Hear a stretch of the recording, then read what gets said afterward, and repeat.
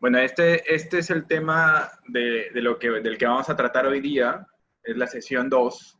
Se titula Calidad especial de trabajadores y sus implicancias legales. ¿Ok? El tema mismo nos señala que hay algunos trabajadores que tienen una calidad especial, vamos a decirlo así, o una calificación especial. ¿Ok? Y vamos a ver de qué se trata o por qué se señala que algunos trabajadores tengan una calificación especial. Ojo, aquí no quiere decir que hay trabajadores más importantes que otros, porque en principio todos los trabajadores deberían ser para la empresa igualmente importantes, ¿no? Su importancia debería ser igual para la empresa. Pero hay trabajadores que se califican de manera especial y eso resulta razonable por algunas circunstancias o aspectos especiales que rodean su vínculo laboral, que es lo que vamos a ver aquí. ¿Ok? Entonces, vamos a pasar a la siguiente diapositiva.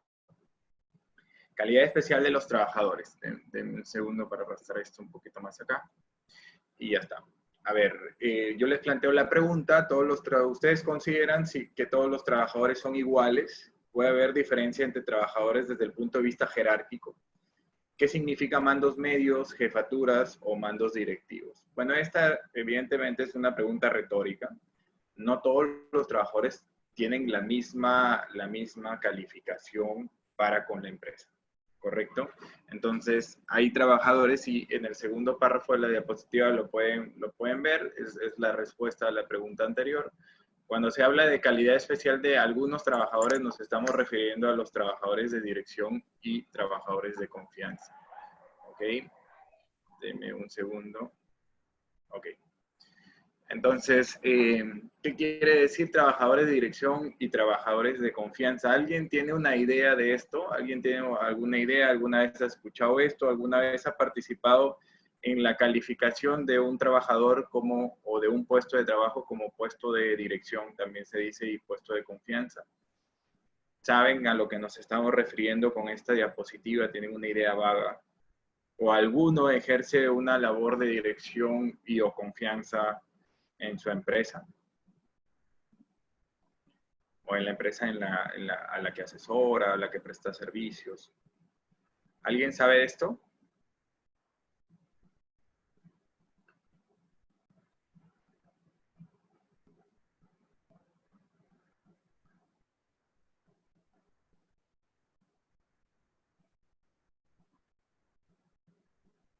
Ok, a ver, les voy a preguntar yo directamente, le voy a preguntar al señor Juan Carlos. Buenas noches, voy a abrirte el audio un ratito y a ver si me puedes ayudar.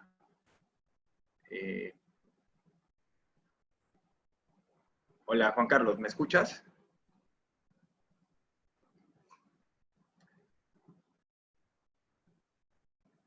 Juan Carlos. Hola, buenas noches, Juan Carlos. Bueno, parece que no tenemos retorno. Vamos a avanzar entonces. Ok, más de un micrófono abierto aquí. Ya, ok. Bueno, aquí el objeto de la charla de hoy va a ser definir qué son trabajadores de confianza y de dirección. ¿Ok? A ver, ahí creo que hay una participación.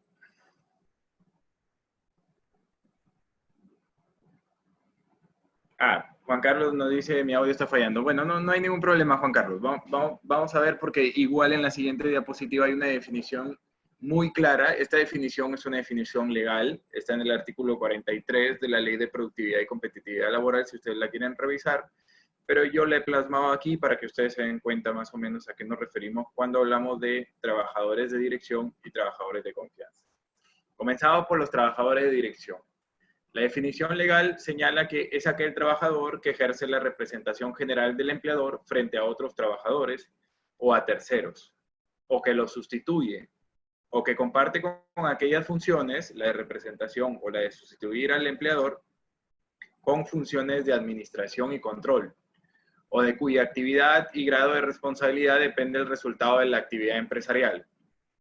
Y ahí les doy unos ejemplos, ¿no? Puede ser el gerente general, el gerente de administración y finanzas y el gerente de operaciones, entre otros puestos calificados como trabajadores de dirección.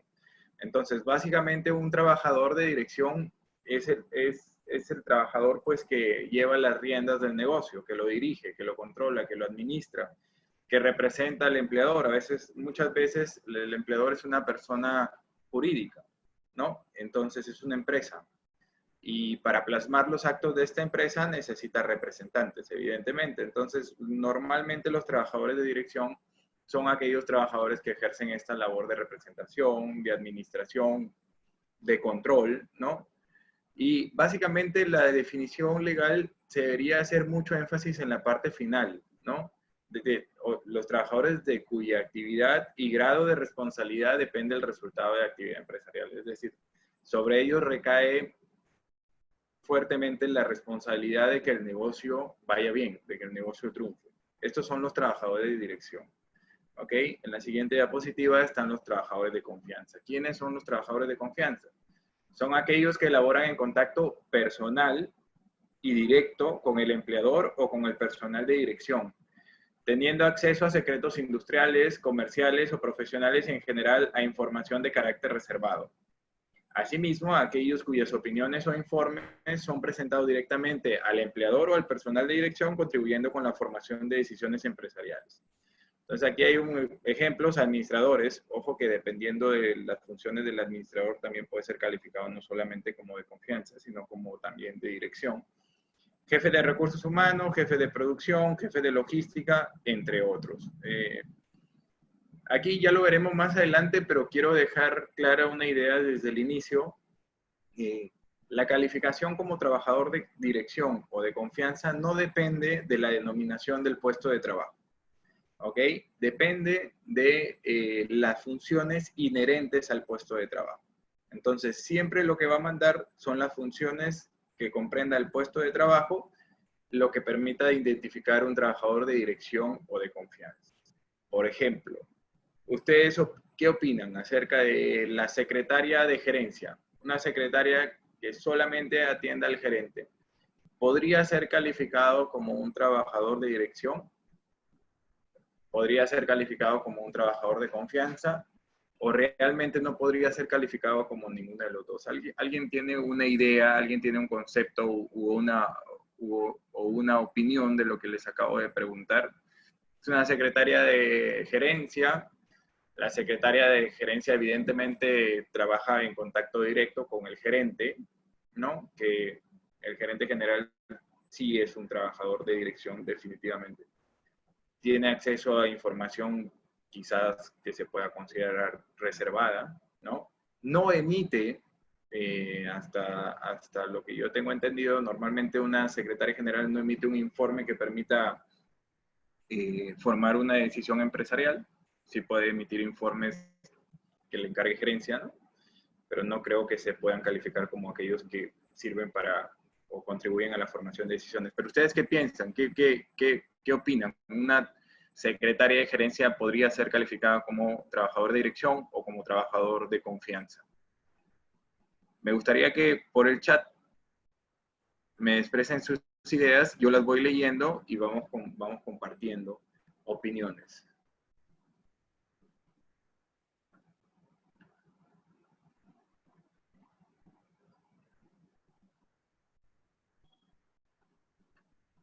A ver, el día de hoy nadie quiere participar al parecer.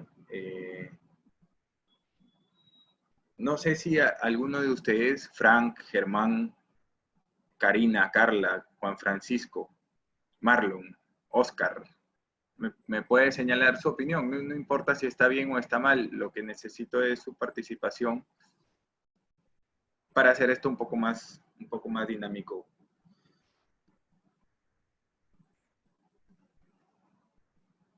A ver, aquí hay una participación. Vamos a ver.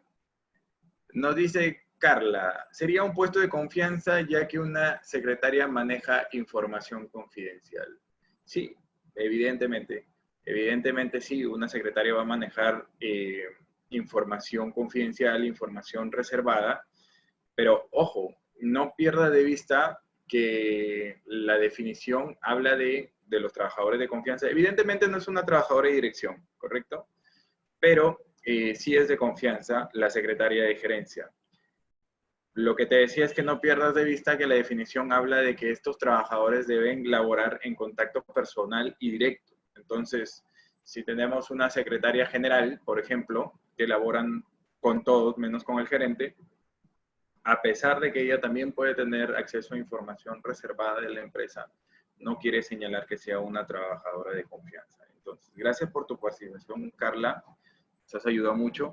Tienes razón en tu respuesta, ¿ok? Pero necesito que vayan viendo la diferencia entre un trabajador de dirección, un trabajador de confianza, cómo se califican y que tengan muy claro desde el principio hasta el final de la charla del día de hoy que la calificación como trabajador de dirección o de confianza no depende de la denominación, no depende del empleador, sino depende de las funciones propias que englobe el puesto de trabajo que se quiera calificar. ¿Ok? Aquí tenemos otra participación. Dice Marlon Bosa, los de confianza son los que tienen cargo de dirección o jefaturas. Justamente eso, Marlon, gracias por tu participación también. Justamente eso es lo que intento aclarar desde el inicio. ¿Correcto? Normalmente va a coincidir, va a coincidir que los trabajadores de dirección o de confianza sean los puestos de dirección, la jefatura, los mandos medios o las gerencias. Normalmente va a ser así. No puedo pensar que un jefe, por ejemplo, una jefatura, pues no trabaja en contacto directo con el personal de dirección y no tenga acceso a información reservada o no pueda presentar informes. Normalmente va a ser así. Pero sí me gustaría que, por ejemplo, la secretaria de gerencia, ¿no? Si tú solamente prestas atención al nombre de secretaria, tú dices, ella no está en una gerencia, no está en una jefatura, no es un mando medio. Entonces, pero a pesar de ello, como bien nos ha señalado Carla, esta trabajadora, este puesto de trabajo se puede calificar como un puesto de confianza. Entonces, no hay que hacer esa conexión simple, ¿no? Sino que hay que verificar más allá sobre las funciones propias del puesto de trabajo. A ver, nos dice Marlon, agrega, la secretaria ejerce como asistente administrativa, sí, sí, pero mira, por ejemplo, ahí es lo que voy. Imagínate que no se llame secretaria gerencia, sino asistente administrativa o asistente de gerencia. Nuevamente, si te dejas llevar por el nombre, no directamente tú podrías concluir que es un trabajador de confianza. Sin embargo, si tú vas y examinas qué funciones ejerce este puesto de trabajo, qué funciones engloba este puesto de trabajo, pues ahí sí podrías calificarlo o no. A ver, Frank nos dice, no sería cargo de confianza y el punto que lo deja claro es que no contribuye con la formación de decisiones empresariales. Mira, Frank, nos ayudas muchísimo, muchísimo con tu intervención y yo sí tengo que permitirme aclararte algo. Si tú lees bien la definición tiene dos partes de trabajadores de confianza. Te dice, son aquellos que laboran en contacto personal y directo con el empleador o con el personal de dirección, ¿correcto? Esto es teniendo acceso a secretos industriales, comerciales o profesionales y en general a información de carácter reservado. ¿Ok? Esta es la primera parte de la definición de trabajador de confianza.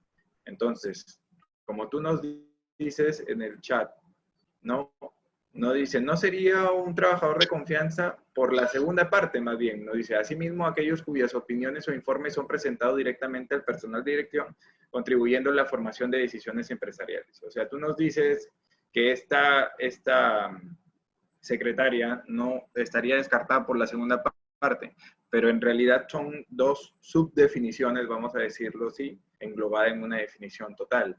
Entonces, si la secretaria de gerencia trabaja de manera personal y directa con el empleador o con el personal de dirección y tiene acceso a información reservada, por más que no presente opiniones o informes para la formación de estas decisiones empresariales, todavía sería calificada como trabajadora de confianza debido a que está dentro de la primera parte de la definición. Gracias, Frank, por tu participación. Espero que te haya quedado claro lo que he intentado explicar.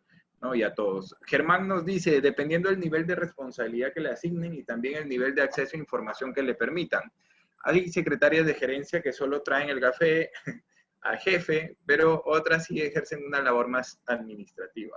Sí, justamente, ¿no? O sea, puede haber una secretaria de gerencia que lo único que haga es recibir documentos a los cuales no tiene acceso y los pase a gerencia. Sí, exactamente, agendar reuniones. Por eso les reitero, ¿no? La idea es muy importante ver las funciones, las facultades, como dice Germán, que tiene cada puesto de trabajo. Ahí se va a definir si lo calificamos como trabajador de dirección, como trabajador de confianza, o si no es, o si no puede ser calificado como alguno de estos dos. Ojo, los trabajadores de dirección siempre van a abarcar un trabajador de confianza. O sea, el trabajador de dirección siempre abarca la calidad de trabajador de confianza, pero no al revés. No todos los trabajadores de confianza son trabajadores de dirección. ¿Ok? Así, gracias por las participaciones y vamos avanzando. Listo. A ver, ya que sabemos que es un trabajador de dirección y que es un trabajador de confianza, ¿no? También deben saber que la norma le impone un deber al empleador, y ese deber es de identificar a los trabajadores de dirección y confianza, de calificarlos y de comunicarles dicha calificación. La norma señala que el empleador identificará y determinará los puestos de dirección y de confianza de la empresa, como en atención a sus funciones, a las funciones que abarca el propio puesto de trabajo, ¿ok? Luego de identificar que se trata de un trabajador de dirección y de confianza, tiene que comunicarlo por escrito a los trabajadores que ocupan los puestos de trabajo de dirección y de confianza, que sus cargos han sido calificados como tales. A su vez, también la norma señala que se consignará en el libro de planillas y las boletas de pago la calificación correspondiente. Es decir, el trabajador debe saber, debe conocer que su puesto de trabajo ha sido calificado como uno de dirección o de confianza. ¿Alguno de ustedes en la empresa que trabajan, en el lugar que trabajan, les han comunicado a ustedes que son trabajadores de dirección o trabajadores de confianza? Por ejemplo, un administrador, ¿no? Un administrador de la empresa sería un trabajador de confianza, un trabajador de dirección. ¿Ustedes qué opinan? O alguno que ejerza la labor de administración, ¿no? O gerente de administración y finanzas, por ejemplo, en una empresa, que nos comente si es que el empleador, su empleador le ha comunicado que es un trabajador de dirección o un trabajador de confianza. ¿Alguno de ustedes conoce eso o ha pasado por eso en su empresa?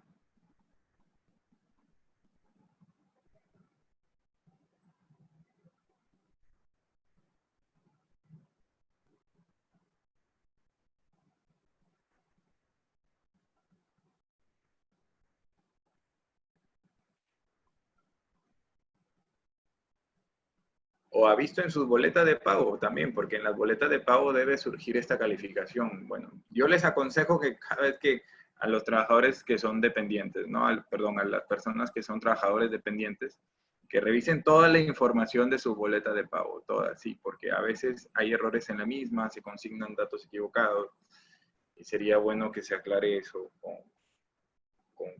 el empleador, ¿no? Bueno, al parecer nadie ha sido objeto de este procedimiento, pero aquí reiterarles nuevamente que la calificación de trabajador de dirección y de confianza no depende del empleador.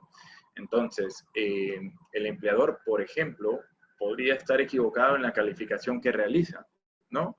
Podría calificar inadecuadamente a un trabajador como trabajador de dirección o trabajador de confianza. Y ya nos vamos a dar cuenta por qué es importante que el trabajador vigile o corrobore que si es que su calificación es adecuada o no, si es que se adecua o no a la norma. ¿Por qué? Porque estos trabajadores normalmente suelen tener derechos restringidos por su importancia, ¿correcto? Entonces, si bien estos trabajadores normalmente tendrán una posición jerárquica más alta, ejercerán supervisión sobre otros trabajadores que estarán a su cargo, ¿no? también es cierto que tienen mayores responsabilidades e incluso que tienen menores derechos que los trabajadores que no son calificados como dirección y confianza, como ya lo vamos a ver más adelante. Entonces, aquí les planteo yo la pregunta, ¿qué pasa si el empleador no cumple con el procedimiento antes especificado? Vamos a retroceder la diapositiva solamente para que ustedes intenten, pues, determinar qué pasaría, ¿no? A mí la norma, como empleador, me establece el deber de calificar a mis trabajadores de dirección y de confianza.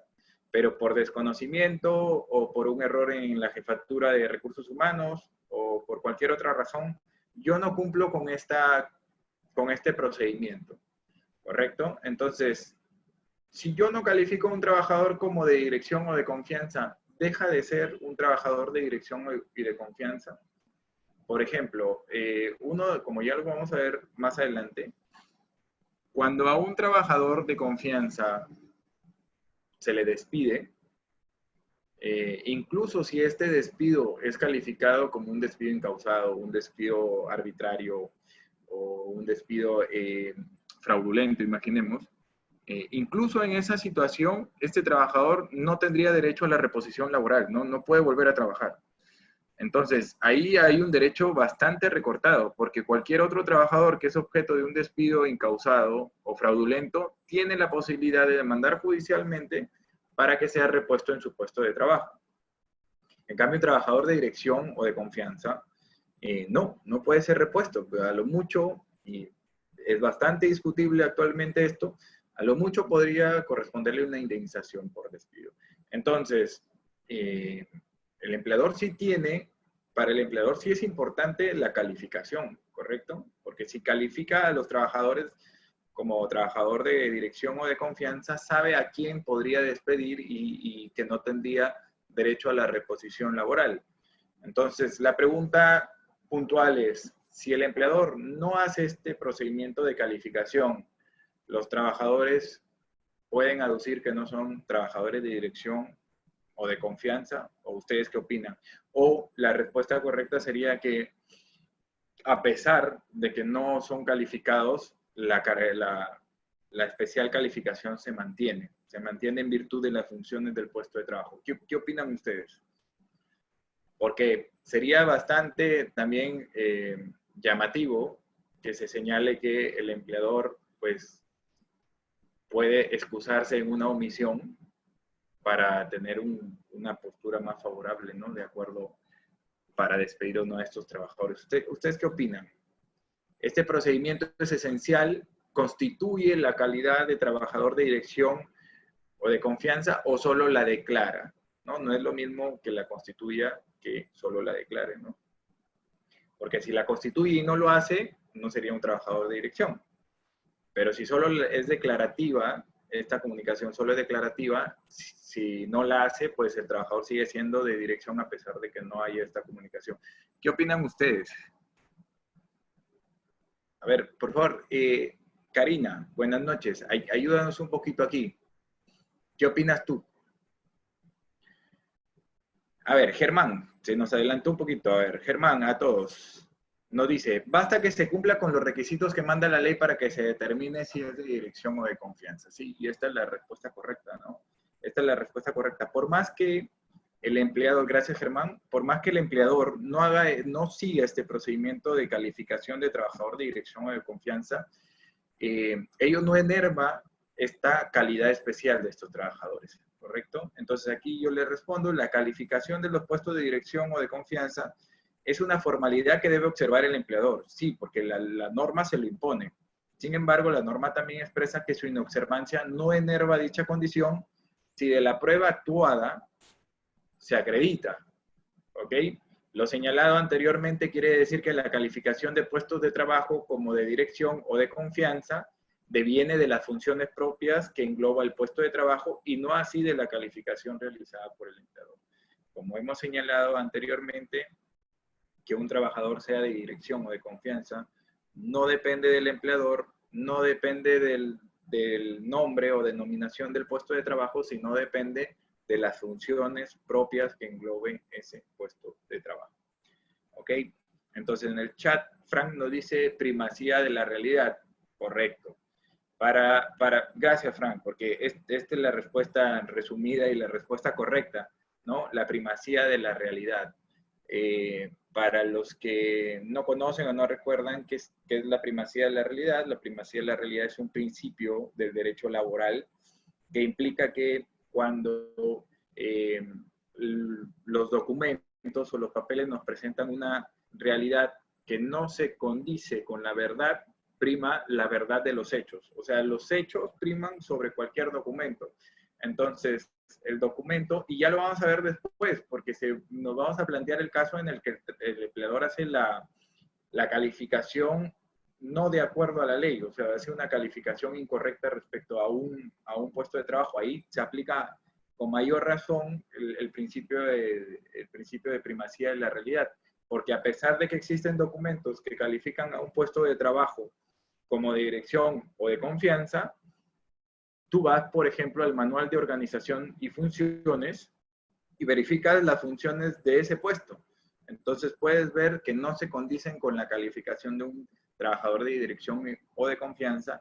Y por ejemplo, pongamos un caso en el que un trabajador fue despedido, no, fue calificado primero como trabajador de dirección, ¿correcto? Más adelante, pues le despiden y evidentemente este demanda para optar por su reposición laboral. Recordemos que en principio los trabajadores de dirección, vamos a hacer una diferencia ahí más adelante, pero en principio los trabajadores de dirección no tienen derecho a reposición. Entonces el juez, en ese caso, lo que va a tener que ver es primero si el trabajador si su puesto de trabajo ha sido correctamente calificado como un puesto de trabajo de dirección o de confianza, porque si no es así, pues ese trabajador aplicando, como nos dice Fran, el principio de primacía de la realidad sí podría ser repuesto a final de cuentas.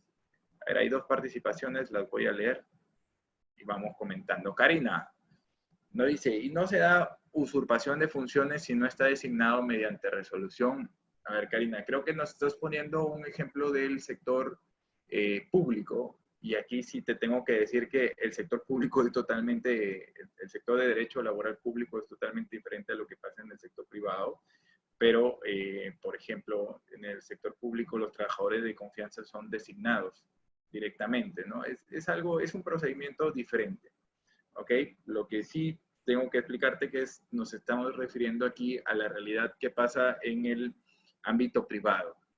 Entonces, en el ámbito privado no puede haber usurpación de funciones porque cada trabajador, en principio, incluso ahora es necesario contar con una herramienta que se llama perfil de puestos, ¿correcto? Que es lo mismo que un manual de organización y funciones. Es donde sale la descripción del puesto de trabajo y todas las funciones que abarca el mismo. Entonces, aquí no va a haber usurpación de funciones porque todos tienen delimitados sus funciones que le pertenecen al puesto de trabajo. Esto ve las cosas de una óptica diferente. Ve las cosas de que, oye, estas son mis funciones y en base a mis funciones yo quiero determinar si soy un trabajador de dirección y o de confianza, ¿no? Entonces, por ejemplo, si yo, una de mis funciones es tratar con proveedores de la empresa, ¿correcto? Determinar precios, celebrar contratos en nombre de la empresa. Por ahí ya vas encaminando a la calificación de un trabajador de dirección. Acuérdate que los trabajadores de dirección son aquellos que representan al empleador, ¿no? Con terceros o con los propios trabajadores. Entonces, por ejemplo, un jefe comercial, ¿no? Una jefatura comercial, quien ocupe una jefatura comercial quizás pueda ser, y digo quizás porque depende de las funciones propias que se le asignen, ¿no? Quizás pueda ser considerado como un trabajador de dirección, porque va a representar a la empresa ante proveedores o ante clientes, va a suscribir contratos, va a presentar posturas, etcétera, etcétera. Entonces sí es muy probable que sea un trabajador de dirección. Desde esta óptica es donde estaba planteando esta charla. Ustedes, al concluir esta clase, deberían saber, uno, qué es los trabajadores de dirección, quiénes son los trabajadores de confianza, y lo reitero, y lo voy a seguir reiterando a lo largo de la conversación, que esta calificación depende exclusivamente de las funciones que encierra el puesto de trabajo, ¿correcto? Que engloba el puesto de trabajo, no así de la denominación, no del empleador, ni siquiera del propio trabajador. ¿correcto? Porque el trabajador no puede decir, no, yo no quiero ejercer esta función. Y por eso, para no ser calificado como trabajador de dirección, no depende de ninguno, sino depende de la función. Marlon Bosa nos dice, en el sector público los puestos de confianza son con resolución. Sí, exactamente, son de libre designación los puestos de confianza en el sector público. Entonces, y eso va a generar la extensión de lo que se aplica en el sector público, va a generar una gran discusión que ahora hay en el sector privado. Lo vamos a ver más adelante cuando hablemos de los despidos de los trabajadores de dirección. Y ahí sí les voy a explicar un poquito más. Ahorita solamente lo voy a mencionar para poder dejar para después y no adelantarnos lo que les estoy conversando. Entonces seguimos. ¿Qué pasa si el empleador ha calificado indebidamente mi puesto de trabajo como uno de dirección o de confianza? Aquí viene a tallar la respuesta de Frank, ¿no? La aplicación del principio de primacía de la realidad. Si el documento señala algo diferente a lo que se da en la realidad de los hechos, pues prima la realidad de los hechos.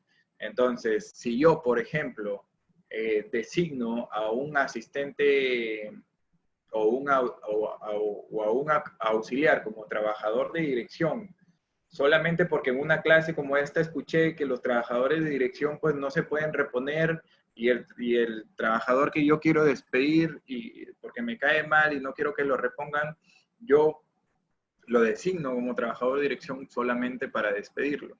No, aquí se aplica el principio de primacía de la realidad. El juez tiene que observar en este tipo, ya en un escenario de litigio, de conflicto, tendría que determinar si el trabajador ha sido bien calificado como trabajador de dirección, porque en caso no lo haya sido, aplicando el principio de primacía de la realidad, pues podría concluir que el trabajador sí debe ser repuesto, ¿no? Esto lo vamos a pasar rápido porque ya Frank se nos adelantó y contestó esto. A ver, calidad especial de los trabajadores. Debe constar por escrito. La designación, de todas maneras, debe ser por escrito. No solamente en una comunicación directa del empleador al trabajador, sino también a través de la consignación de esta calidad especial en las boletas de pago y en las planillas de pago. Si eres calificado como trabajador de confianza, debe constar de dirección o de confianza, hay que agregar ahí, debe constar por escrito, por ejemplo, en tu boleta de pago o contrato de trabajo. También, la norma no señala que necesariamente sea en el contrato de trabajo, pero sí es recomendable. Sí es recomendable, ¿por qué? Porque esta comunicación que hace el empleador, quizás no la haga y la omita, pero si ya está en el contrato, la va a reemplazar. Y dos, quizás haciéndola, pues los documentos del file personal de trabajador se pueden perder.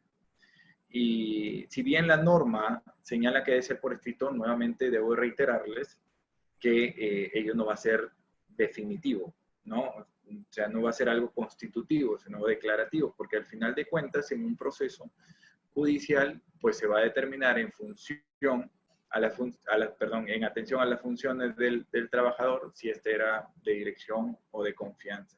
Por eso, yo no sé si lo perciben, pero para este asunto es muy importante que la empresa cuente con un perfil de puestos o un manual de organización y funciones. Antes era recomendable, se recomendaba a las empresas que se cuente con este documento de gestión interna. Era una recomendación justamente para estos temas o para un mejor orden, para evitar duplicidad de funciones, para evitar tener trabajadores, dos puestos de trabajo que hagan las mismas funciones y que estén diferenciados innecesariamente. O sea, era una recomendación.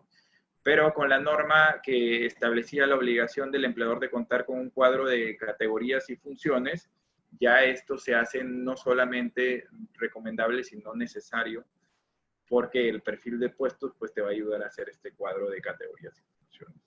Entonces, asimismo, tu empleador tiene la obligación de notificarte que eres parte de este tipo de trabajadores. Lo importante aquí es que esta calificación sea real, de acuerdo a la descripción antes explicada.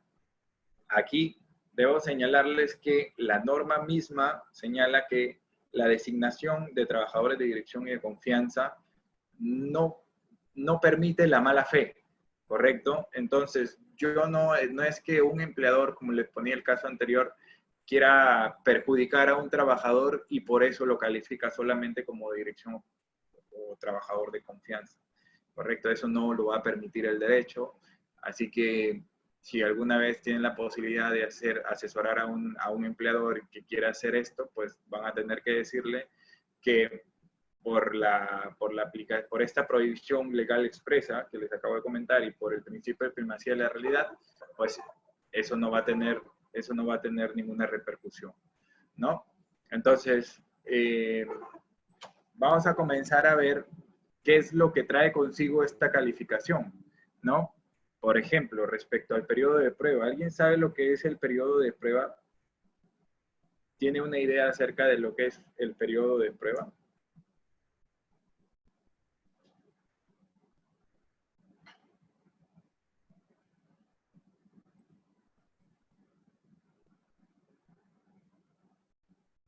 A ver, vamos a pedir la participación de alguien. Voy a abrir el audio de Marlon para que nos comente. Marlon, hola, buenas noches. Hola, Hola, ¿me escuchas? hola Marlon. Sí, sí, te escuchamos bien. ¿Tú sabes, tienes una idea de qué es el periodo de prueba? El periodo de prueba se da generalmente cuando inicias un vínculo laboral en una empresa y son los 3 primeros meses que te tienen a prueba. Si rindes con el perfil o cumples con todo, entonces sigue tu contrato. Si no, ellos te pueden dar por terminado el contrato. Ok, ok. Gracias Marlon por tu participación y en base a ella, es acertada la participación y en base a ella les voy a hacer unos comentarios respecto al periodo de prueba. Okay, el periodo de prueba, como lo dice Marlon, normalmente, no es en el único caso en el que se da, pero normalmente se da al inicio de la relación laboral. ¿Ok? Entonces, el periodo de prueba es un periodo ventana, lo vamos a identificar así, periodo ventana en el que el empleador pues va a determinar si el empleador cumple con los requisitos, calificaciones, etcétera, del puesto de trabajo. O sea, si él va a determinar en ese periodo, perdón, si es que el trabajador es idóneo para ocupar el puesto de trabajo que está ocupando, ¿no? Entonces, por eso normalmente se va a dar al inicio de la relación laboral. Otros supuestos en los que se da periodo de prueba es cuando un trabajador cesa y reingresa a trabajar con la misma empresa, por ejemplo, y ahí hay que diferenciar, ¿no? Si cesa y luego ingresa a un puesto sustantivamente diferente, es otro puesto totalmente diferente al que ocupaba la primera vez, se aplica directamente, pero si es al mismo puesto, entre el cese y el reingreso tienen que haber 3 años por lo menos. Entonces, en estos 3 supuestos, al inicio de la relación laboral y a cualquiera de estos 2 supuestos de reingreso, se aplica el periodo de prueba. Y como señala Marlon, en principio el periodo de prueba es de 3 meses. ¿Ok? El empleador tiene estos 3 meses para verificar si el trabajador pues, cumple con las expectativas del puesto de trabajo. Y si no, pues puede despedirlo, puede extinguir su vínculo laboral sin tener que llevar a cabo un procedimiento de despido y sin tener que pues fundamentar este despido en una causa justa de despido. Entonces, en este periodo de prueba, el trabajador no tiene algo que se llama derecho a la estabilidad laboral. O sea, no tiene este derecho que le permitiría, por ejemplo, solicitar su reposición en caso de un despido arbitrario. ¿Ok? Deme un segundo. Este periodo, Karina nos dice, ¿este periodo es pagado? Sí, Karina, este periodo es pagado, ojo. Es pagado porque el trabajador en realidad está trabajando, ¿correcto? Entonces, es pagado, hay una relación laboral, no existe, por si acaso, no sé si alguien lo aplica, pero yo lo he visto, no existe un periodo de prueba por recibo por honorarios y si me convences en estos 3 meses, pues luego te ingreso a planilla, eso no existe, ¿correcto? Si bien se da en la realidad, algunas empresas lo aplican, pero es contrario a la norma, ¿ok? Entonces, a pesar de que existe un periodo de prueba, desde el primer día existe una relación laboral y no deberíamos ocultarla a través de un contrato de locación de servicios independientes, ¿ok? Bueno, Karina, es pagado. Entonces, gracias por tu participación. Y a lo que va, lo especial para los trabajadores de dirección y confianza es que este periodo de prueba en el que el trabajador no tiene estabilidad laboral y puede ser cesado, si es que no cumple las expectativas del empleador, el empleador hace una evaluación respecto al desempeño del trabajador en este periodo, si no cumple las expectativas, pues lo cesa, y lo cesa sin contingencia de que lo repongan o que le manden o que le ordenen pagar una indemnización por esto. Lo especial para los trabajadores de dirección y de confianza es que este periodo se puede alargar. Como decía Marlon, este periodo en principio es de 3 meses, pero para los trabajadores de dirección se puede alargar hasta 1 año y para los del trabajadores de confianza hasta 6 meses. Ojo, no es que el periodo de prueba sea 3 meses más 1 año para los trabajadores de dirección y 3 meses más 6 meses para los trabajadores de confianza. No, el periodo total abarca ya esos 3 meses. Entonces sería 1 año en total para los trabajadores de dirección y solamente 6 meses para los trabajadores de confianza. Entonces, esto está básicamente fundamentado en la importancia de las funciones de un trabajador de dirección o un trabajador de confianza. Recuerden, el trabajador de dirección de él depende de él. Prácticamente es el responsable de la buena marcha del negocio, ¿no? En ellos recae de una manera más fuerte la responsabilidad de que el negocio marche bien, ¿ok? Entonces, pues puede cometer errores que pueden costar mucho a la empresa. Por eso, esto justifica de manera razonable que su periodo de prueba puede extenderse. Y también los trabajadores de confianza. Recuerden que estos trabajadores, o alguno de estos trabajadores, lo que hace es aportar informes que permitan adoptar decisiones empresariales que siempre van a llevar importancia, ¿no? para la empresa. Entonces, lo especial de trabajador de dirección y trabajador de confianza es que el periodo de prueba se puede extender. Y para el trabajador de dirección se puede extender hasta 1 año, para el trabajador de confianza hasta 6 meses. Y aquí ustedes comienzan a notar el trato diferente, porque para un trabajador que no puede ser calificado como de dirección y de confianza, el periodo de prueba siempre va a ser de 3 meses. Y luego de 3 meses y 1 día, él va a tener derecho a la estabilidad laboral y ya cesarlo, despedirlo, pues va a tener que tener una justificación para ello, ¿no? Que normalmente será una causa relacionada a su conducta, ¿no? La comisión de una falta grave. A ver, Karina nos dice, ¿es opcional? Bueno, aquí voy a tratar de entender lo que nos comentas, pero sí, el empleador puede, voluntariamente a cualquier trabajador exonerarlo del periodo de prueba, ¿correcto? Entonces, quizás hay empleadores que han venido siguiendo el desempeño profesional de un trabajador que quieren captar ese talento y pues el talento ya está comprobado y lo contratan y dicen, bueno, parte de la negociación, ¿no? Parte de la negociación con este trabajador sería, yo te voy a exonerar del periodo de prueba, de manera expresa tendría que ser, por cierto. Yo te voy a exonerar. ¿Por qué? Porque le das una mayor seguridad al trabajador de que su vínculo laboral no se va a extinguir fácilmente. Entonces eso te puede ayudar a captar a este talento que tú quieres captar. En ese sentido es opcional el periodo de prueba, pero también es opcional en el sentido de alargar el periodo de prueba para los trabajadores de dirección y de confianza. La participación de Karina es muy buena. ¿Por qué? Porque nos permite señalar que puede haber el caso en el que un trabajador de dirección, el empleador, decide exonerarlo totalmente del puesto de trabajo. Perdón, exonerarlo totalmente del periodo de prueba. O 2, decida no ampliar el periodo de prueba y dejar el periodo de prueba que se le aplica a todos los trabajadores. Es decir, esto no es una obligación. Ampliar el periodo de prueba de los trabajadores de dirección y confianza no es una obligación o no es un mandato legal al empleador, sino es una facultad. Y si lo quiere hacer, tiene que hacerlo necesariamente por escrito. ¿Ok? Entonces, de ahí es muy importante la calificación como trabajador de dirección o de confianza. Es muy importante que el empleador siga el procedimiento que veíamos antes, porque si no lo hace, pues no va a poder extender este periodo de prueba. ¿Ok? Entonces, sí, Karina, es opcional porque se puede exonerar al trabajador de todo el periodo de prueba a cualquiera, o se puede exonerar de la ampliación del periodo de prueba a los trabajadores de dirección y de confianza. Frank nos pregunta, en el caso de periodo de prueba, ¿es necesario que exista un primer contrato por 3 meses y posterior a la comprobación de la competitividad de un trabajador firmar un contrato indeterminado? Frank, no es necesario. ¿Ok? Entonces, tú, por ejemplo, podrías contratar a un trabajador a plazo indeterminado y consignar el periodo de prueba en ese contrato.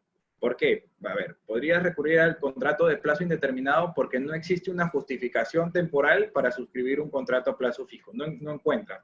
O sea, no es un inicio de actividad, no es un incremento de actividad, no es por necesidad del mercado, no hay un servicio específico, no es una obra determinada. No tiene ninguna justificación para contratarlo temporalmente, va a desarrollar actividades permanentes para la empresa.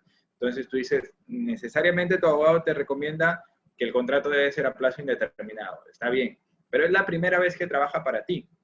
Entonces tú puedes en ese contrato prever el periodo de prueba. ¿Y qué pasaría si no cumple con las calificaciones? No cumple con las expectativas del puesto de trabajo, pues podría cesarlo en esos 3 primeros meses. Y ese cese es válido de acuerdo a ley, a pesar de que el trabajador tenga un contrato a plazo indeterminado. ¿Ok? Y es más, por ejemplo, si el trabajador es de dirección y habiendo ya participado en esta clase, ahora conoces que los trabajadores de dirección, el empleador está facultado para alargarle el periodo de prueba.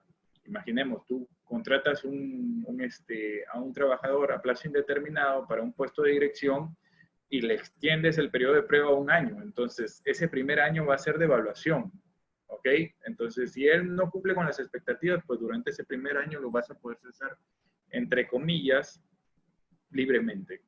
¿Correcto? Pues no va a tener derecho a la estabilidad laboral. Y, a ver, ¿qué pasaría si al revés? Dándole vuelta a tu pregunta, ¿qué pasaría si yo lo contrato por 6 meses al trabajador? Y pues no cubre las expectativas. ¿Ok? ¿Quiere decir que yo tendría que esperar a que se vence el contrato para ya no renovárselo? ¿O podría cesarlo en el periodo de prueba? ¿Qué opinas tú, Frank? Porque esa es otra pregunta que te puedes plantear. Te reitero el caso, es un trabajador que lo contratas a plazo fijo de manera correcta, el contrato no está desnaturalizado, sino está bien celebrado, lo contratas por 6 meses, pero al segundo mes te das cuenta que el trabajador no cumple las expectativas, no llega a su cuota, no llega a su meta, o realmente no está calificado para el puesto de trabajo. ¿Qué harías? ¿Lo cesarías en el periodo de prueba o esperarías a los 6 meses para no renovarle?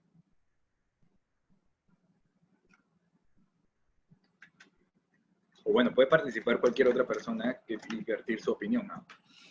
A ver, Frank nos dice, creo que es tácito el periodo de prueba y lo ceso antes de los 6 meses. Correcto. Tu participación es correcta y me permite, la palabra que utilizas tú, tácito, me permite aclarar algo. El periodo de prueba normal, vamos a decirlo así, el de los 3 meses, el que se le aplica a todos los trabajadores, no necesariamente tiene que estar pactado, ¿ok? No necesariamente tiene que figurar en el contrato. Si no se pacta en el contrato, se aplica por ley. Si tú quieres exonerar al trabajador de ese periodo de prueba, lo tienes que hacer de manera expresa, ¿correcto? Si no hay una exoneración expresa, se entiende que se aplica ese periodo de los 3 meses, ¿ya? Pero lo de ampliar el periodo de prueba al personal de dirección y de confianza sí necesariamente tiene que estar por escrito. Entonces, recapitulando, el periodo de prueba se aplica 3 meses. Si no se pacta en el contrato, igual se aplica. La exoneración de periodo de prueba de cualquier entidad de 3, 6 meses o 1 año es expresa. ¿Ok? Y a los trabajadores de dirección y confianza se les puede ampliar este periodo de prueba, pero necesariamente tiene que ser expreso, tiene que constar en su contrato de trabajo. ¿Ok? Esto ya les dice que esta posición es menos ventajosa para los trabajadores de dirección y confianza, porque pues se les puede extender el periodo de prueba en el que ellos pueden ser cesados libremente. ¿Ok? Ser trabajador de dirección y de confianza tiene pros y tiene contras. Esta es una contra, evidentemente, pero tiene pro porque normalmente van a ser los que ganen más, tienen pro porque normalmente van a ser los que tengan mayor información sobre la empresa. Tienen pro porque normalmente van a tener un mayor poder de negociación con la empresa respecto a condiciones laborales, ¿no? Entonces, sí, hay pros y contras, ¿no? A ver, aquí está lo que hablaba. No tienen derecho a reposición laboral. O sea, cuando eres trabajador de confianza o dirección, al tener un vínculo especial con el empleador, podría ser despedido sin tener derecho a reposición. Y en cuanto al derecho de indemnización por despido, existen opiniones contrarias a nivel judicial, por cuanto existen sentencias que señalan que no corresponde tampoco el pago de una indemnización por despido arbitrario, y sentencias que señalan que sí corresponde como mínimo este derecho. En este caso bastaría el retiro de la confianza para justificar el despido. A ver, tenemos una participación porque este punto es bastante interesante y de verdad es bastante discutido. No tienes derecho, Eribel Carrasco nos dice, no tienes que derecho a la reposición laboral. Exacto, a ver. Eribel, vamos a comentar varias cosas, porque este punto, como les digo, es muy interesante. Uno, hay que diferenciar, mire, y abajo lo he puesto como caso especial, trabajadores que ingresaron a laborar en puestos de trabajo no calificados como de confianza o dirección y que fueron ascendidos a dichos puestos de trabajo. ¿Okay? Entonces, hay que diferenciar respecto a la reposición laboral para comenzar. Porque pueden darse estos dos casos, ¿no? Puede ser que un trabajador fue contratado originalmente u originariamente en un puesto de dirección o en un puesto de confianza, ¿no? Desde el inicio de su relación laboral, él desempeñó el cargo, por ejemplo, de jefe de administración y finanzas. Es un puesto de dirección, normalmente. Entonces, pero lo hizo desde el inicio. Ese supuesto es diferente al supuesto en el que, por ejemplo, pues alguien ejercía la labor de contador, ¿no?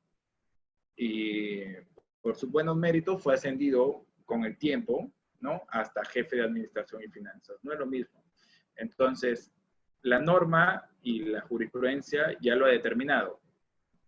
El trabajador de dirección o de confianza originario no tiene derecho a la reposición laboral cuando es cesado. ¿Ok?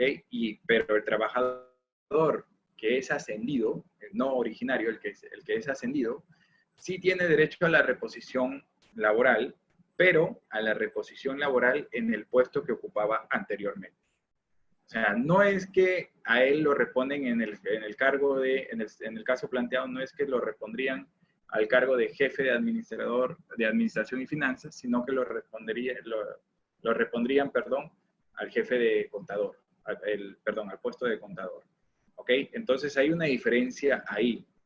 La idea general es que un trabajador de dirección no tiene derecho a la reposición laboral, pero habría que hacer una pequeña diferencia respecto a los trabajadores que llegan a esos puestos de dirección o confianza por ascenso.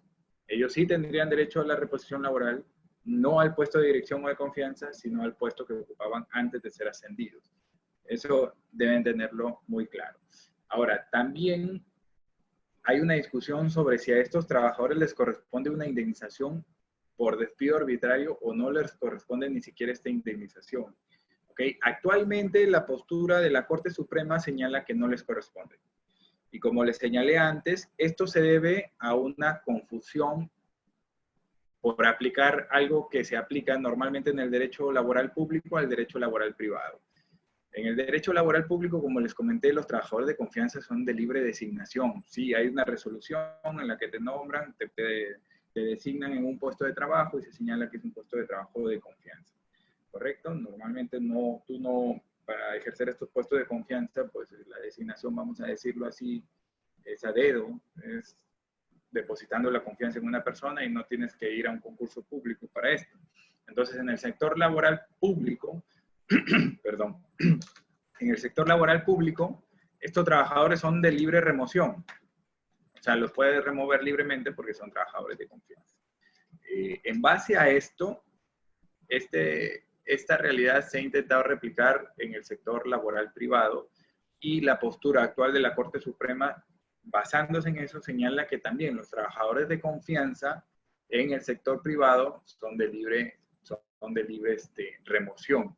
Entonces, tampoco les correspondería ni siquiera la indemnización por despido arbitrario. Esto es discutible. Esto es discutible porque la Constitución señala que todas las personas tenemos derecho al trabajo. Y el derecho al trabajo no solamente implica el derecho a decidir para quién trabajas, sino el derecho a no ser cesado sin que exista una causa. Entonces, aquí lo que estaría diciendo la Corte Suprema es que los trabajadores de dirección o confianza pueden ser despedidos libremente porque el empleador pues no va a tener ninguna repercusión, ¿no? No va a tener que reponerlos ni va a tener que pagarles una indemnización. Entonces, por eso es bastante discutido. Ya mi postura personal es que estos trabajadores, como lo ha señalado también el Tribunal Constitucional, al menos deberían tener derecho a una indemnización por despido arbitrario en caso que se compruebe que fueron despedidos sin existir causa alguna. Heribel nos dice, no tienes derecho a reposición laboral, los cargos de confianza no pueden ser repuestos en el sector público, ¿verdad? No van a ser repuestos, ¿no? Porque ellos son de libre designación. Cuando se les retira la confianza, pues acaba su designación y ya no, ellos no podrían demandar para eso. Esto en el sector público y en el sector privado es igual, ¿no? En principio los trabajadores de dirección o de confianza no tendrían derecho a reposición, con la salvedad de aquellos trabajadores pues, que fueron ascendidos a estos puestos de trabajo. Entonces, como está ya bien clara este asunto, vamos a seguir a la siguiente diapositiva. Las horas extras. Aquí hay que hacer énfasis en algo, ¿ok? Los trabajadores de dirección y los trabajadores de confianza no sujetos a fiscalización inmediata no están comprendidos dentro de la jornada máxima legal. Entonces, los trabajadores no comprendidos dentro de la jornada máxima legal no van a tener derecho al pago de horas extras o el derecho a la compensación con tiempo de descanso proporcional a este trabajo en sobretiempo. Ojo, aquí, y lo he puesto en mayúscula, no es que por ser los trabajadores de dirección, todos no están comprendidos en la jornada máxima legal. Pero los trabajadores de confianza hay que hacer una diferenciación, ¿ok? Porque hay trabajadores de confianza sujetos a fiscalización inmediata y trabajadores de confianza no sujetos a fiscalización inmediata. ¿Qué quiere decir que sean sujetos a fiscalización inmediata o no? Los trabajadores no sujetos a fiscalización inmediata son aquellos trabajadores que pueden hacer todas o parte de sus labores fuera del centro de trabajo o sin una supervisión directa del empleador. Entonces, por ejemplo, la secretaria de gerencia, en el caso que sí tenga acceso a información reservada, va a ser una trabajadora de confianza sujeta a fiscalización inmediata porque normalmente esa secretaria va a laborar en el centro de trabajo, ¿no? No es que se va a ausentar, ¿ok? Pero puede haber trabajadores de confianza que sí realicen sus labores fuera del centro de trabajo y no estén incluidos. Entonces, aquí la idea es saber que en principio los trabajadores de dirección y de confianza no sujetos a fiscalización inmediata no tienen el derecho a pago de horas extras. Que nuevamente, a diferencia de los otros trabajadores no calificados como dirección de confianza, que sí tienen este derecho al pago de horas extras o al descanso sustitutorio, pues vemos que este es entre comillas, una contra de ser calificado o de desarrollar un puesto de dirección y de confianza. En el descanso vacacional, esto solamente es para los trabajadores de dirección, ¿ya? Existe una norma que señala que aquellos trabajadores, gerentes o representantes de la empresa que tengan la facultad de decidir si es que se van o no de vacaciones y que decidan no hacer uso de su descanso vacacional, no tienen derecho al pago de una indemnización por falta de descanso vacacional. Vamos explicando un poquito más y ampliando. Cuando un trabajador no adquiere el derecho a descanso vacacional y no lo goza dentro del año siguiente a la adquisición de ese derecho, ¿ok? Él tiene derecho a 3 pagos. El pago por el trabajo realizado, el pago por el descanso vacacional o las vacaciones propiamente dichas y el pago de una indemnización por no haber gozado oportunamente ese descanso vacacional. ¿Correcto?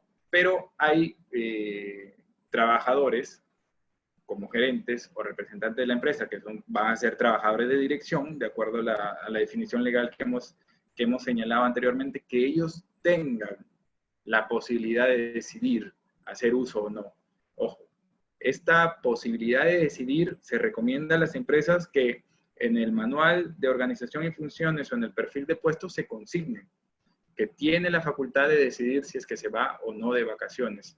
Esto es carga de prueba del empleador. El empleador tiene que acreditar esto, pues el empleador le va a interesar acreditar esto para no pagar ese tercer pago de indemnización por descanso vacacional que señalábamos antes. Entonces, nuevamente, esto es un contra de ser designado como trabajador de dirección. Respecto al descanso semanal obligatorio, se señala en la norma que por excepción ni el descanso sustitutorio ni el pago por descanso semanal obligatorio omitido, o sea, cuando trabajas tu domingo, normalmente el descanso semanal obligatorio se hace el domingo, son exigibles en casos de trabajo realizados por trabajadores de dirección.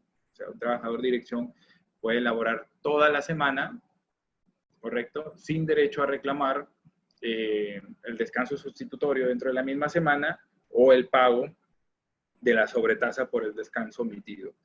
A ver, hay una participación, la voy a leer. Eribel nos dice, puede ser que se compren las vacaciones, o sea, se les paga. O no, las vacaciones o sea, se les paga. Bueno, sí, la compra de vacaciones es lo que normalmente se conoce como la reducción, ¿no? Y la reducción de vacaciones de 30 a 15 días. Y todos los trabajadores pueden llegar a ese acuerdo con el empleador, ¿sí? Sí, hasta los trabajadores de dirección. A lo que te dice la norma aquí es la posibilidad de que estos trabajadores de dirección no obtengan el pago de uno de los 3 pagos que se obtienen cuando tú laboras o sea, no descansas, no haces uso de tu descanso vacacional de manera oportuna. Pero sí lo podría, o sea, los trabajadores de dirección sí podrían incluso vender sus vacaciones, ¿sí? Como cualquier otro trabajador. Libertad sindical, esto solamente señalarlo, el artículo 12 de la Ley de Relaciones Colectivas de Trabajo establece que para ser miembro de un sindicato se requiere no formar parte del personal de dirección o desempeñar cargo de confianza del empleador, salvo que el estatuto de la organización sindical expresamente lo admita. Y esto es normalmente, ¿por qué? Pues esto tiene una justificación bien sencilla, ¿no? Que es que los trabajadores de dirección o de confianza van a tener bastante contacto, ¿no? Y bastante relación con el empleador.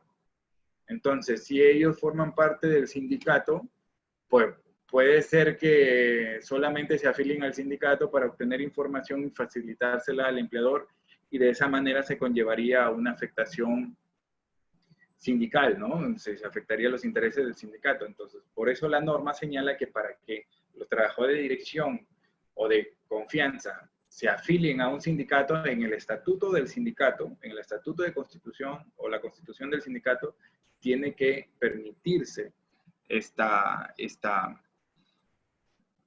posibilidad. Ahora, también lo pueden ver de la otra manera, ¿no? Un sindicato puede decir que estos trabajadores van a tener información reservada del empleador y que por eso les puede ayudar a sus intereses contar con ellos dentro de su organización sindical.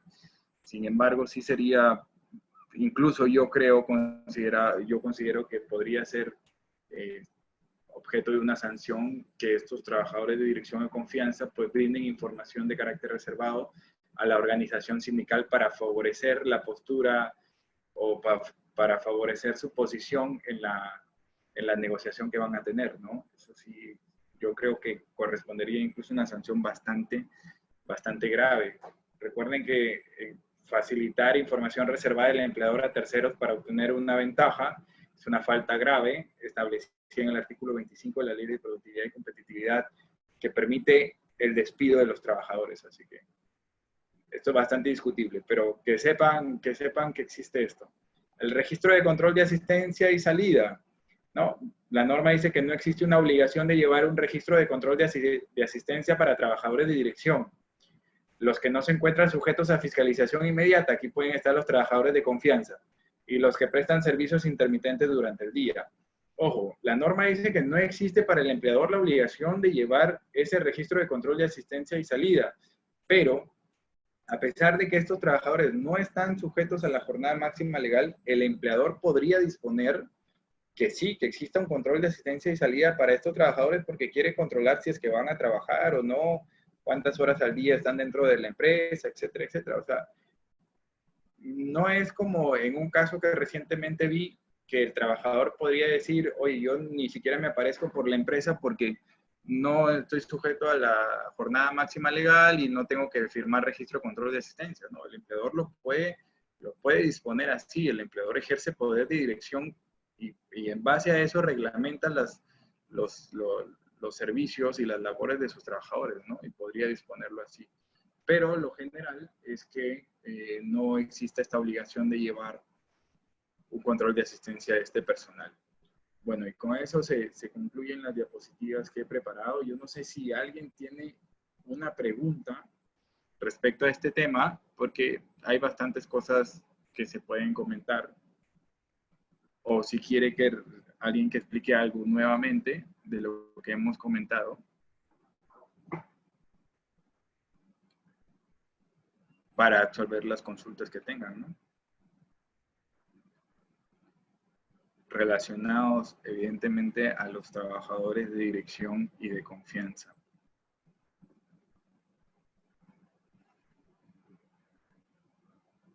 A ver, algo que me viene a la mente, que no les he comentado durante la exposición, es que el empleador tiene la obligación de calificar los puestos de dirección y de confianza. Y para ello comunica, en base al procedimiento que hemos visto, a los trabajadores que su puesto ha sido calificado como dirección y de confianza.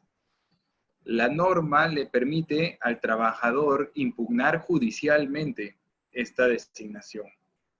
¿Ok? Entonces, no es que, bueno, si quieren lo pueden hacer, podrían mandarle una carta al empleador y decirle que los ha calificado incorrectamente como trabajadores de dirección o confianza. Pero la norma lo que establece es que la impugnación sea judicial e incluso da un plazo. El plazo es de 30 días. Si bien la norma dice 30 días naturales, deben entenderse 30 días hábiles, ¿correcto? Por la posibilidad de asistir al Poder Judicial, ¿no? En los días inhábiles no podemos asistir al Poder Judicial y por eso la norma debe interpretarse así. Pero desde mi punto de vista, incluso vencido este plazo, considero que el trabajador, a pesar de no haber impugnado judicialmente su calificación, ¿no? En virtud, como nos señala Frank, del principio de primacía de la realidad, pues incluso en ese caso tendría que primar lo que surge de sus funciones, ¿no? Bueno, ¿alguna pregunta por parte de ustedes de este tema?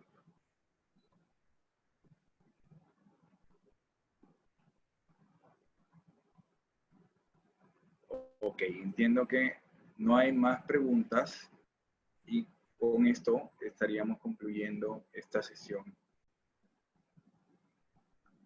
¿Por qué no hay mayor? Espero que haya quedado todo claro. Espero que el hecho de que no me estén preguntando es porque les ha quedado claro. A ver, aquí, creo que sí habían. A ver, puede ser, listo. Ok. Ya, a ver, Frank nos pregunta, me queda un poco de duda. ¿Existe como tal el principio de subordinación en el caso de los trabajadores de confianza o de dirección? Sí. Ojo, los trabajadores, a pesar de ser calificados como trabajadores de dirección o de confianza, siguen estando bajo la subordinación del empleador de hecho, ¿correcto? Lo que pasa es que normalmente las potestades que implica el poder de dirección las van a ejercer estos trabajadores. ¿Ya? O sea, normalmente en una persona jurídica, en una empresa, pues el trabajador que va a sancionar va a ser el gerente general. Correcto, pero sí entiendo tu pregunta. O sea, los trabajadores de dirección y de confianza siguen siendo trabajadores y por lo tanto siguen estando subordinados a lo que disponga la empresa. Imaginemos que es una EIRL en la que el titular de la IRL es una persona natural, ¿no? Entonces él puede sancionar a los trabajadores así hayan sido calificados como dirección o confianza. Lo que pasa es que sí, esta subordinación va a ser un poco más leve que la de los trabajadores normales, ¿no? Va a ser un poco más suave, vamos a decir, respecto a lo que pasa con todos los demás. Pero siguen siendo subordinados porque siguen siendo trabajadores. Eribel Carrascos dice, ¿se les puede llamar la atención si no lo hace? Claro que sí. Y tu participación, Eribel, me parece muy importante porque, a ver, les puedo plantear un caso. ¿Qué pasa con imaginemos el jefe de recursos humanos, ¿ok? El área de recursos humanos. Entonces, dentro del área de recursos humanos está a la cabeza del área el jefe de recursos humanos que podría ser calificado como de dirección o de confianza, ¿ok? Dentro del área hay un asistente de planillas. Entonces, el asistente de planilla viene cometiendo un error, viene reiterando un error, ¿correcto? Y el jefe de recursos humanos no lo ha advertido. ¿Ustedes creen que lo pueden sancionar el jefe de recursos humanos por un error que comete el asistente de planillas? ¿Sí o no? Heribel, ¿tú crees que al jefe de recursos humanos yo lo puedo sancionar por un error que comete un subordinado a él? ¿O no podría sancionarlo porque es un trabajador de dirección de confianza?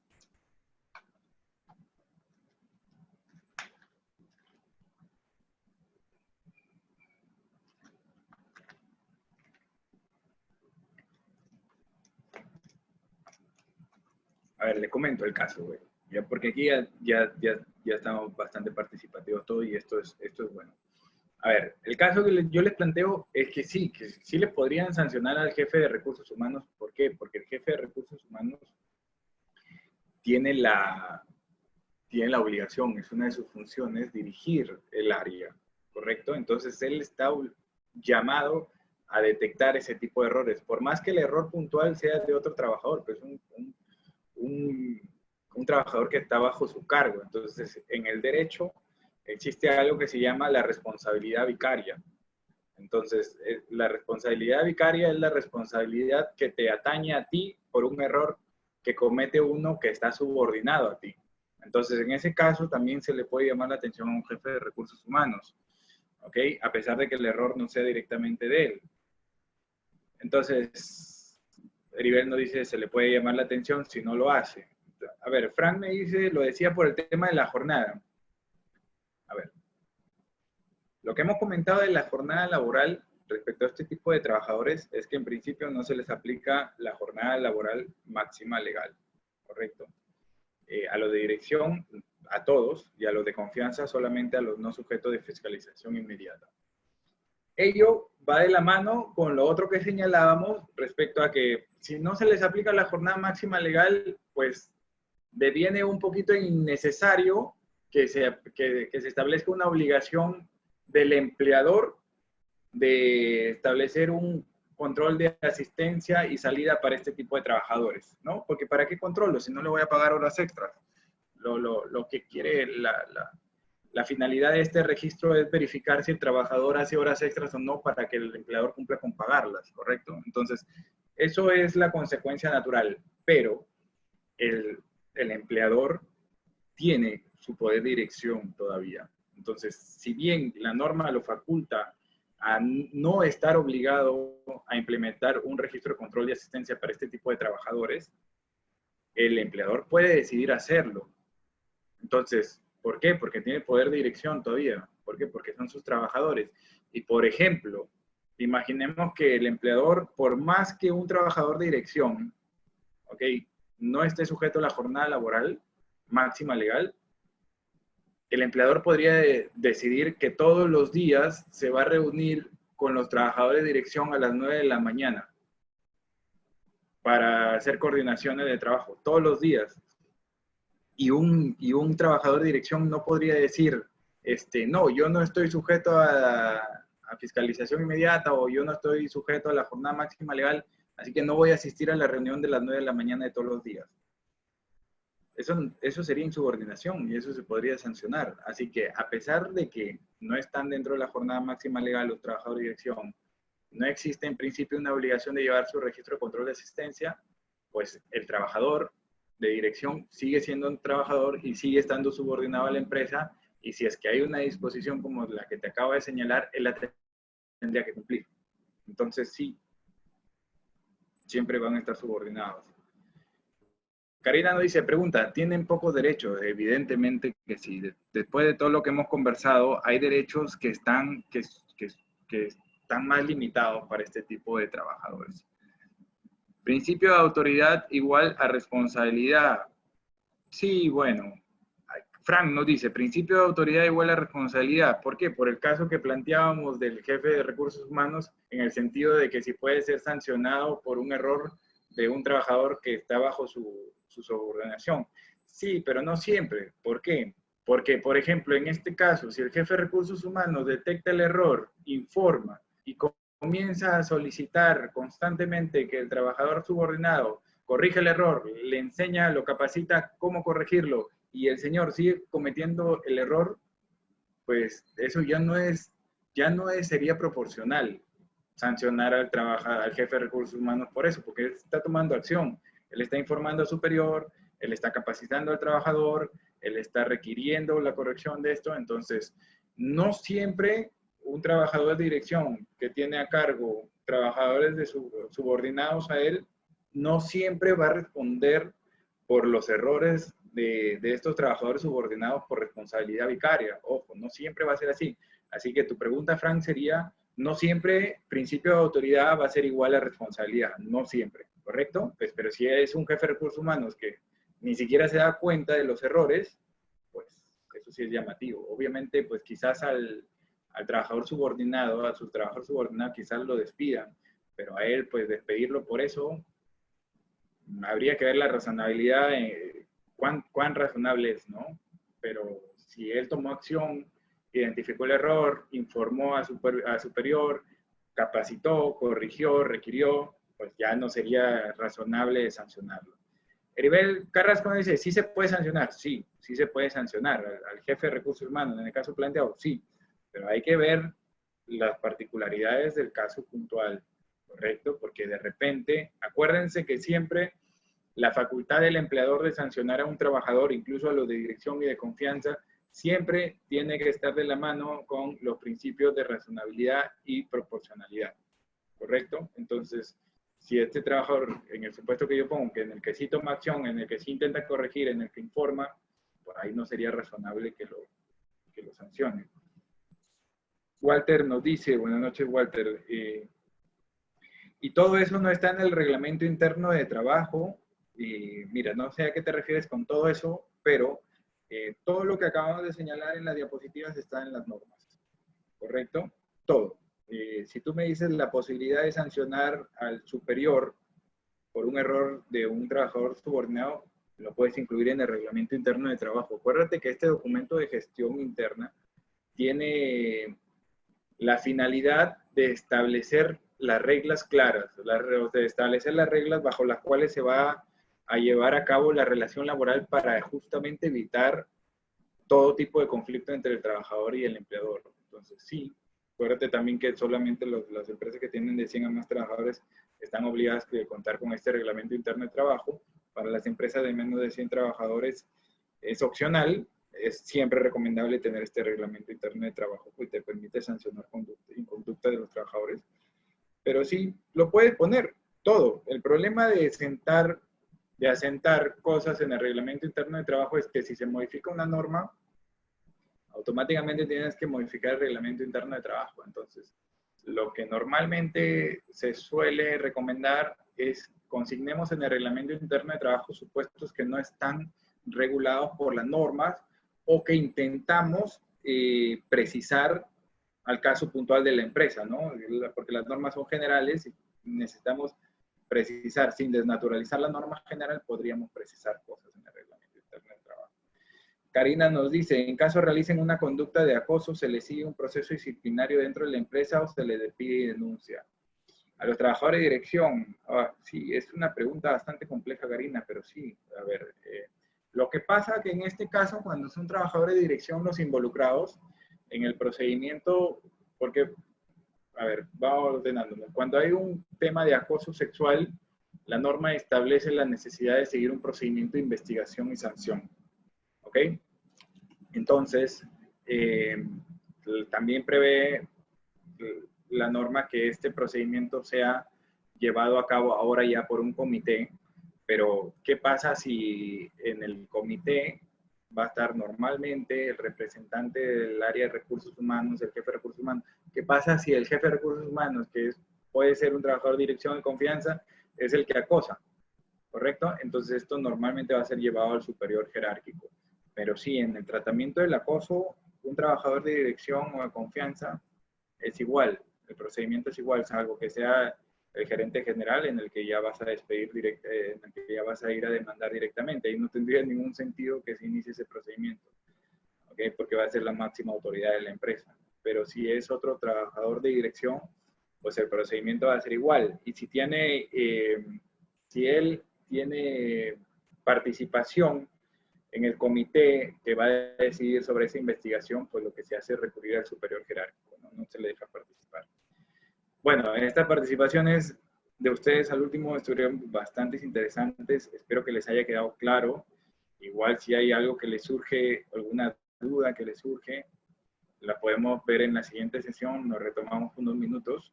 Les agradezco su participación y ya con esto doy por concluida la clase del día de hoy. Espero que les haya quedado claro y les agradezco nuevamente su participación. Y ya nos vemos, que tengan un buen fin de semana en lo que resta.